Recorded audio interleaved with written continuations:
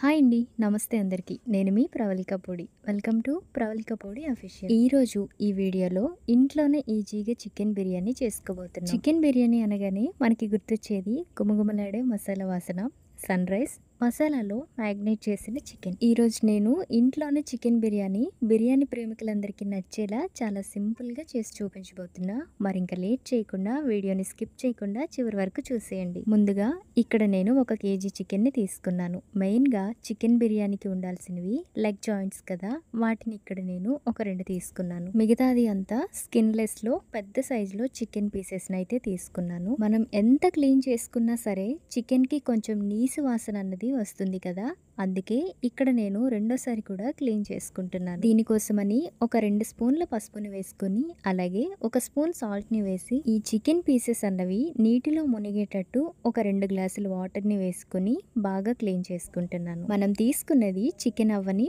Mutton అవ్వని, చేపలు అవ్వనివ్వండి, ఇలా పసుపు సాల్ట్ వేసి క్లీన్ చేసుకుంటే నీసు వాసన అన్నది పోయి ఫ్రెష్గా ఉంటుంది. ఇలా బాగా క్లీన్ చేసుకున్నాక ముందుగా ఇక్కడ నేను అల్లం, వెల్లుల్లి, పచ్చిమిర్చి కలిపి మిక్సీ పట్టుకున్నాను.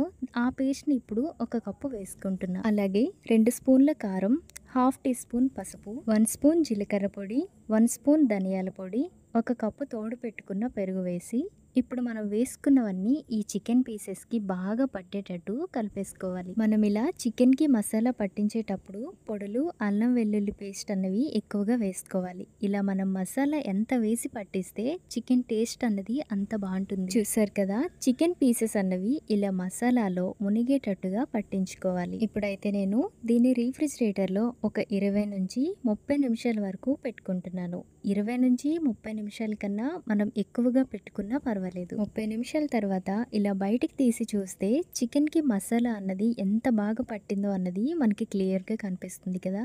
చూసారు కదా, ఇలా మసాలా అన్నది చికెన్కి బాగా పట్టాలి. ఇప్పుడు దీన్ని పక్కన పెట్టేసుకుని ఒక 3 గ్లాసుల సన్ రైస్ని తీసుకున్నాను. 3 గ్లాసులు అంటే ఇక్కడ కేజీ రైస్ తీసుకున్నాను అన్నమాట. ఇప్పుడు ఈ రైస్లో సగానికి వాటర్ని వేసి ఒక 30 నిమిషాలు నానబెట్టుకోవాలి కాబట్టి వాటర్ని వేసి ఇప్పుడు దీన్ని పక్కన పెట్టుకుంటున్నాను. ఇప్పుడైతే స్టవ్ మీద ఒక కడాయి పెట్టుకొని ఆయిల్ని వేసి ఆయిల్ అన్నది కొంచెం హీట్ అయ్యాక సన్నగా నిడువుగా కట్ చేసిన ఉల్లిపాయ ముక్కల్ని వేసుకోవాలి. వేసి లో ఫ్లేమ్లో పెట్టి కొంచెం బ్రౌన్ కలర్ వచ్చేటట్టుగా ఫ్రై చేసుకోవాలి. ఇక్కడ నేను చూపిస్తున్నా కదా, ఈ విధంగా ఉల్లిపాయ ముక్కల్ని ఫ్రై చేసుకొని వీటిని ఇప్పుడు ఒక ప్లేట్లోకి వేసుకోవాలి. ఇది ఇలా అయ్యాక స్టవ్ మీద మరొకసారి ఒక కడాయి పెట్టుకుని కొంచెం ఎక్కువగానే ఆయిల్ని వేసుకోవాలి.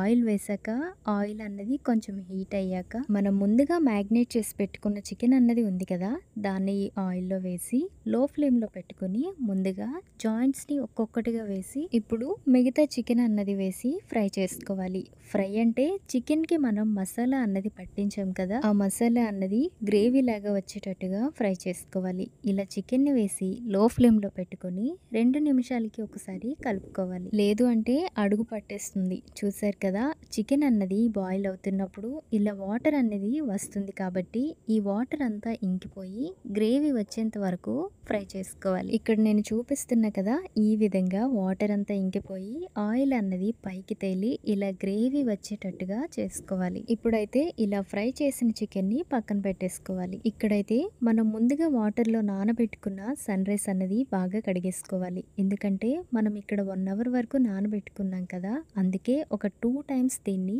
మళ్ళీ వాటర్ వేసి కడుక్కొని కొంచెం మనం వంటకి యూస్ చేసిన ఆయిల్ ఉంటుంది కదా, దాన్ని బియ్యంలో వేసుకొని బాగా కలుపుకోవాలి. ఆయిల్ ఎందుకు వేసా అంటే మనం రైస్ని బాయిల్ చేసేటప్పుడు ముద్దగా అవ్వకుండా ఉంటుంది. చాలా మందికి ఈ ట్రిక్ తెలిసి ఉండదు కాబట్టి ఇలా రైస్ని ఉడికించే ముందు ఆయిల్ని వేసుకోండి. ఇప్పుడు స్టవ్ మీద ఒక మందపాటి గిన్నె పెట్టుకొని మనం ముందుగా సన్ రైస్ బౌల్కి తీసుకున్నాం కదా, ఆ బౌల్తో ఒక 2 బౌల్ల వాటర్ని దీనిలో వేసుకోవాలి. ఇక్కడ కొలత అన్నది గుర్తుపెట్టుకోండి. ఒక బౌల్ రైస్కి 2 బౌల్ల వాటర్ని వేసుకుంటున్నాను. వేసాక ఈ వాటర్లో బిర్యానీ మసాలా వేసుకుంటున్నాను. బిర్యానీ మసాలా అంటే లవంగి 4, యాలకులు 2, దాల్చిన చెక్క ఒక 3, అలాగే పులువ పువ్వు 3, ఒక 2 మరాఠీ మొగ్గ అన్నమాట.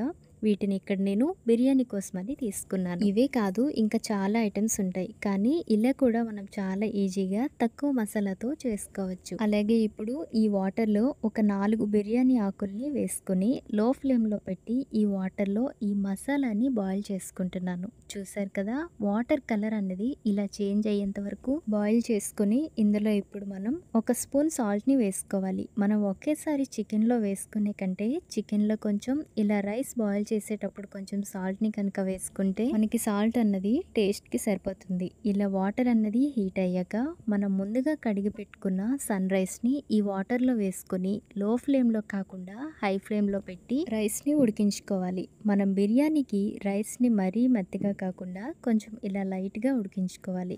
ఇలా రైస్ అన్నది ఉడికి మసాలా అన్నది బాగా పట్టాక స్టవ్ ఆఫ్ చేసుకొని మనం బూరెలు తీసుకుంటాం కదా సట్టం లాంటి గరిట, ఆ గరిటతో ఈ వాటర్లో ఉన్న రైస్ని తీసుకుంటే వాటర్ అన్నది కిందకి ఈజీగా వచ్చేస్తుంది. ఈ బిర్యానీ చేసేటప్పుడు మనం రైస్ని వార్చుకోవాల్సిన అవసరమే లేదు.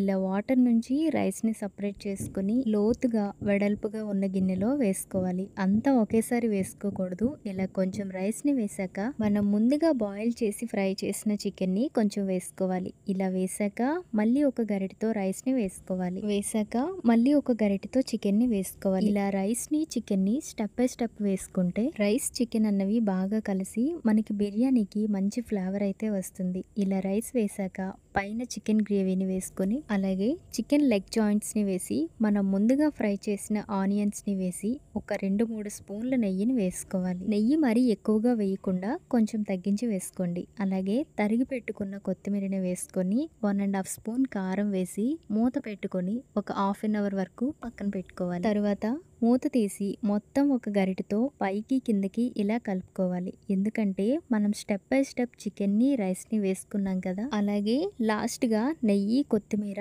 కారం, ఉల్లిపాయ ముక్కలు అన్నవి కూడా వేసాం కాబట్టి బాగా కలిసిపోయేటట్టుగా ఇలా కలుపుకుంటే tasty and easy home made chicken biryani అన్నది మనకి రెడీ అయిపోతుంది. కొత్త వాళ్ళు చేసినా సరే అమ్మో చికెన్ బిర్యానీయా నేను చేయలేను అనేవాళ్ళు కూడా ఈజీగా చేసేయచ్చు. సో వీడియో చూసారు కదా, ఒకసారి మీ ఇంట్లో కూడా ఇలా tasty and easy chicken biryani try చేసి మీ ఇంట్లో వాళ్ళకి టేస్ట్ చూపించి ఎలా వచ్చింది అన్నది నాకు కామెంట్స్లో చెప్పండి. అలాగే వీడియో నచ్చినట్టయితే లైక్, షేర్, ఇలాంటి మరిన్ని రెసిపీస్ కోసం ఛానల్ని సబ్స్క్రైబ్ చేసుకోవడం మర్చిపోకండి. Thank you for watching. Bye.